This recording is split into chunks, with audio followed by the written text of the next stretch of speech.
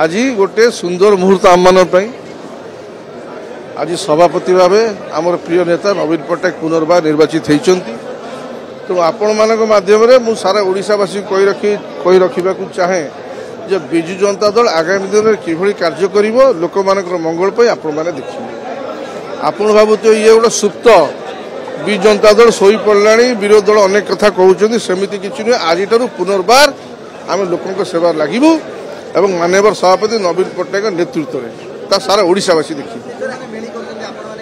मेली के आपण मैंने शुणु सब बड़े गोटे कथा कही आपण मैंने जहाँ भी देखूँ जो मेली कथा कहतु कौटी सीनियर मैंने बसी पड़े जूनियर मैंने बसी पड़े एकाठी बसार कौन विवाद ना किंतु समस्त मुहर गोटे कथा समस्ते गोटे कथा कहते एक स्वर एक मन एक प्राण जे नवीन पट्टनायक आमर अद्वितीय नेता ये गोटे कथा ना आपण मैंने कहतु किए कही मैंने नवीन पट्टनायक नेता नुहति ताले आपण मैंने मन भर प्रकार प्रश्न आसूसी कहीं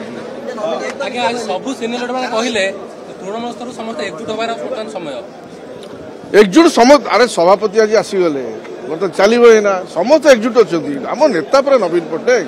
प्राण भरी भल पाऊ आउ पुणी कौन आप देखुना आज लोक मान आज जी नेतृत्व हूँ विजु जनता कर्मी देखु मन भर के उत्साह देखु आ पुणी कौन व्यक्तिगत समस्त आज तो आसीपार ना व्यक्तिगत से माने कौन कहीं गोटे क्या मन भर गोटे संशय अच्छी कि नवीन पट्टनायक प्रति ना तो नवीन पट्टनायक आम नेता प्रिय नेता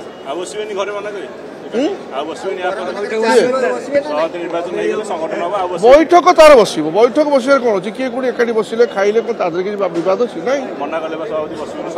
ना सभापति सेमती मना करना से जो परिप्रेक्षी जो अतीत किसी दिन तले जो घटना घटना से परिप्रेक्षी में नचेत कौन बसबे कि कौन खाइबे सेमती किसी सभापति कही ना तादर किसी असुविधा माननीय सभापति आज निर्वाचित हेले तो सी आगु चिंता करेंगे दल को दलर मंग क्या हाथ में दि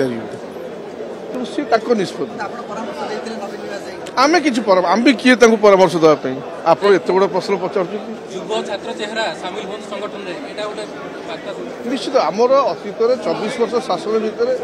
जो सफलता पाई भितर मुख्य भूमिका नहीं युव छात्र महिला तो पुनर्बार पर आस्था प्रकट कराए अनेक किसी दायित्व दिज्व आगे आमर तुंग नेता मान जो मैंने अच्छा वरिष्ठ नेता मैंने से माननीय सभापति सागर विचार विमर्श कर किंतु गोटे जिनस रही आगामी दिन में विजु जनता दल सशक्त होकर लोक मंगल बाहर।